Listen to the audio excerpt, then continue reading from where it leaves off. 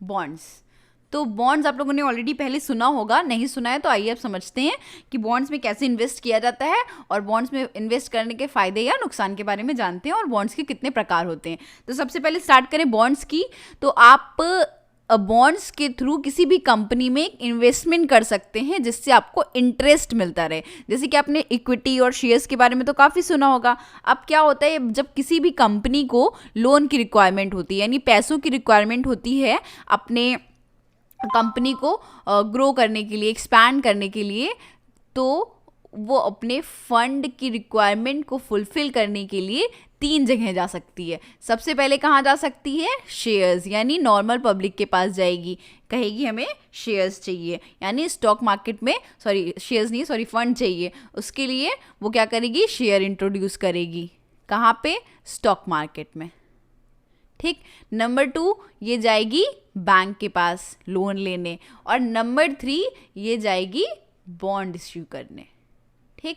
अब देखते हैं सबके फायदे नुकसान क्या है। अगर कंपनी स्टॉक मार्केट में अपने शेयर्स लॉन्च कर रही है तो उसकी इक्विटी जो है वो डिल्यूट हो जाती है। इक्विटी का क्या हो जाएगा? उसका डिल्यूशन हो जाएगा, डाइल्यूट हो जाएगी उसकी इक्विटी, यानी उसको बहुत सारे पार्टनर्स कंपनी में मनाने पड़ेंगे। एक बड़ी सी कंपनी है, उसने अपने जितने भी वैल्यू की, सपोज 1000 करोड़ की उसने शेयर्स इशू कर दिए, तो उसके छोटे छोटे पार्टनर्स हो जाएंगे। जिसके पास जितना शेयर है उसके उतने ज़्यादा पार्टनर्स हो जाएंगे और हमेशा उनको पैसा देना पड़ेगा in the form of interest. Okay. ठीक।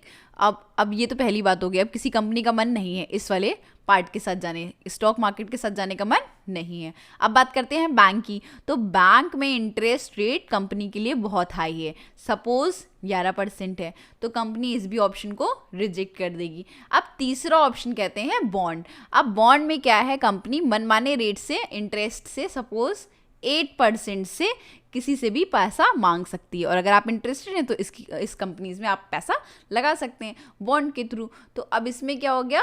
यहाँ पे 3% का सीधे से प्रॉफिट हो गया। तो कंपनीज क्या करती हैं?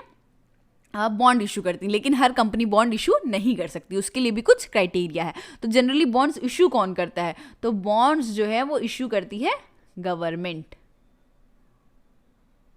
और कॉरपोरेट कंपनीज।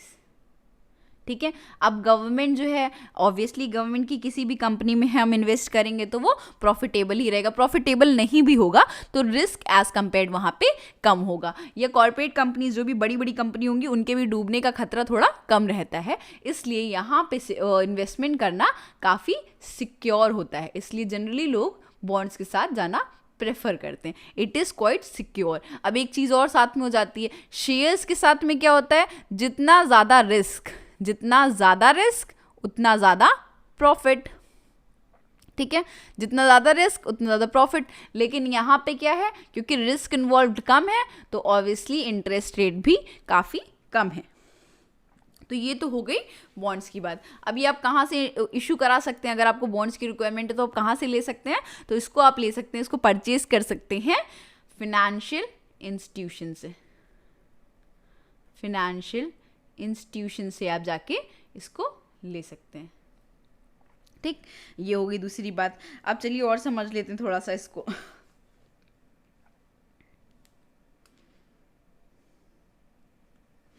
ठीक है। अभी हमने देखा बॉन्ड्स क्या होते हैं।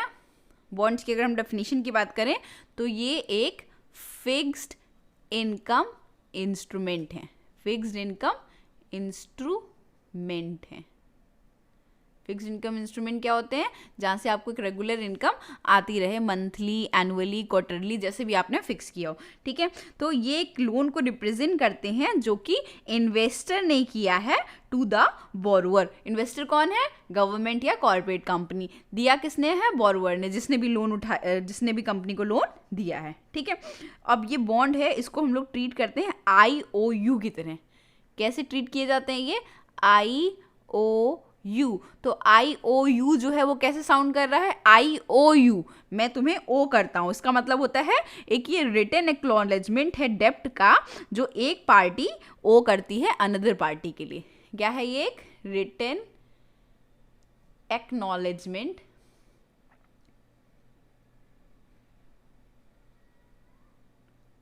ऑफ उधार का, है ना, यानी डेप्ट दैट, दो पार्टीज इन्वॉल्व हो रही, दैट वन पार्टी ओज टू अनदर।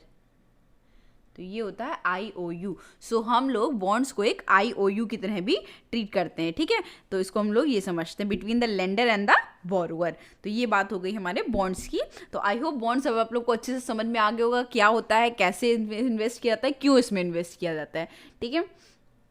अब इसमें क्या होता है, बॉन्ड्स के बारे में थोड़ा सा और समझते हैं। तो बॉन्ड्स में हमेशा मैच्योरिटी डेट होती है,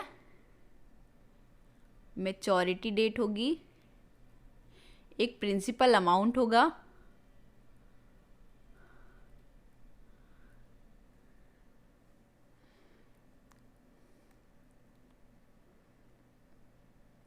ठीक है, जिसमें सारी चीज़ें लिखी होंगी, ठीक है। अब समझते हैं कौन इशू करता है। तो ऑलरेडी बता दिया, गवर्नमेंट